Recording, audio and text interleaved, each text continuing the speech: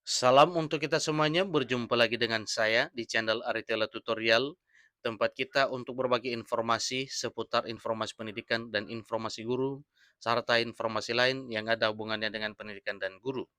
Pada pertemuan ini, saya menyapa Bapak Ibu honorer setanah air yang selalu setia melaksanakan tugas tanpa mengenal lelah.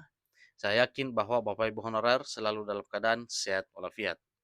Pada pertemuan kali ini ada satu informasi penting yang perlu saya sarankan kepada seluruh Bapak Ibu honorer terkait dengan program pemerintah dalam hal pengangkatan honorer menjadi aparatur sipil negara di tahun 2023 tahun ini.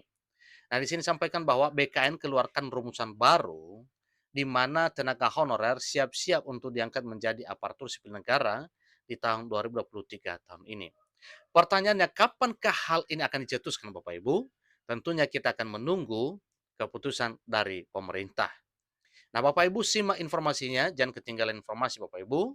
Dan bagi Bapak Ibu yang sedang menonton demikian dengan yang mungkin baru menemukan informasi melalui channel ini, jangan lupa dukung channel ini dengan cara like dan subscribe, share, dan komen, serta nyalakan tombol notifikasinya, supaya semua informasi yang disalurkan melalui channel ini selalu update di layar Bapak Ibu. Tanpa basa-basi lagi, langsung pada informasinya. Unius ID mencatat satu informasi terkait dengan program pengangkatan honorer. Di sini disampaikan siap-siap Badan Kepegawaian Negara atau BKN akan segera merilis terkait pengangkatan tenaga honorer menjadi aparatur sipil negara.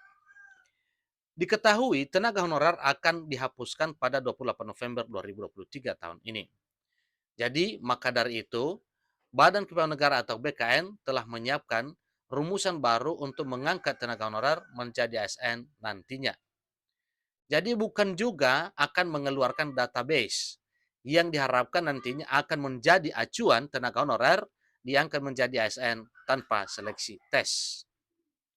Kemudian Kementerian Penanggulangan Aparatur Negara dan Reformasi Birokrasi Kemenpan RB Abdul Azhar Anas juga telah mengeluarkan 4 poin penting terkait penghapusan tenaga honorer pada bulan November 2023 mendatang, di antaranya pertama, tidak ada PHK massal karena pemerintah menghargai jasa para tenaga honorer yang memenuhi instansi pemerintah.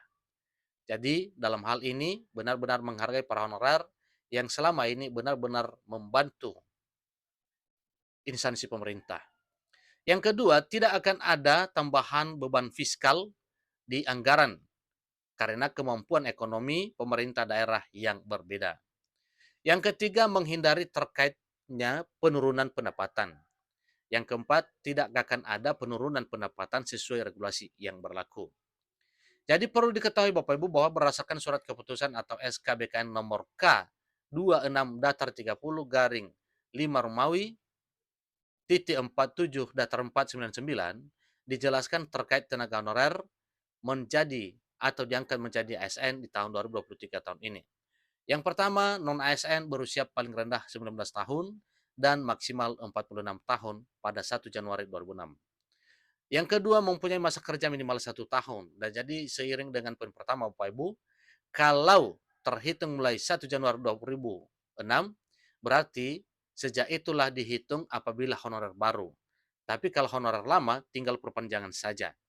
Kemudian memiliki masa kerja minimal 1 tahun pada 31 Desember 2005 dan sampai pengangkatan CPNS masih tercatat bekerja.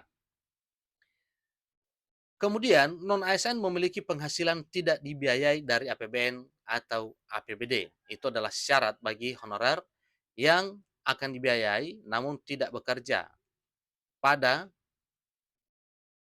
instansi ini. Jadi non-ASN memiliki penghasilan tidak dibiayai dari APBN atau APBD.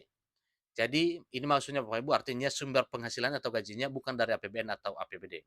Seterusnya tenaga honorer yang bekerja di instansi pemerintah. Artinya semua honorer ini diharapkan yang bekerja di instansi pemerintah akan diangkat menjadi ASN. Seterusnya dinyatakan lulus tes kompetensi dasar atau TKD dan tes kompetensi bidang atau TKB.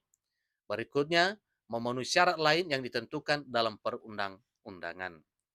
Sementara itu, tenaga honorer juga perlu memenuhi regulasi terkait dengan pengangkatan, di antaranya sebagai berikut.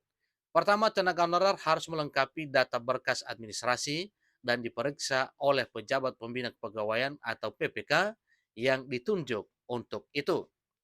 Seterusnya kemudian PPK atau pejabat pembina kepegawaian menyampaikan usul permintaan nomor induk atau NIP CPNS yang dilengkapi dengan pengantar dan daftar nominatif kepada EKN.